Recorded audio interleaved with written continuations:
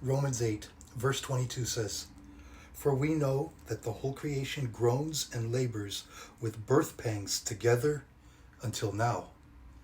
This verse speaks to the suffering that exists in the world due to sin. Ever since the fall of man in Genesis, all of creation has been subjected to decay, brokenness, and suffering.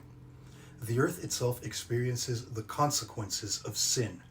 Natural disasters, disease, and death are all reminders that we live in a fallen world.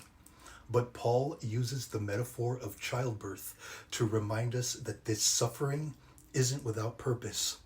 Just as labor pains precede the joy of new life, the groaning of creation points to a future restoration.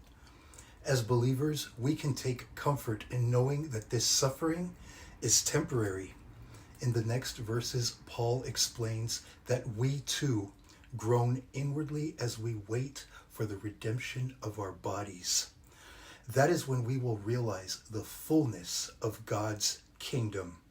The pain we experience, whether personal struggles, persecution, or just witnessing the world's brokenness, it's not meaningless.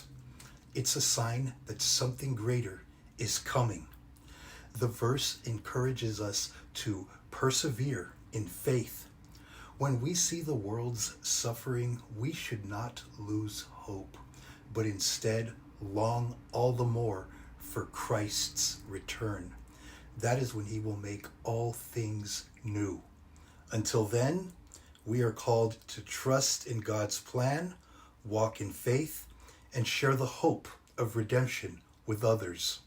Though creation groans now, its cries will turn to joy when God's glory is fully revealed.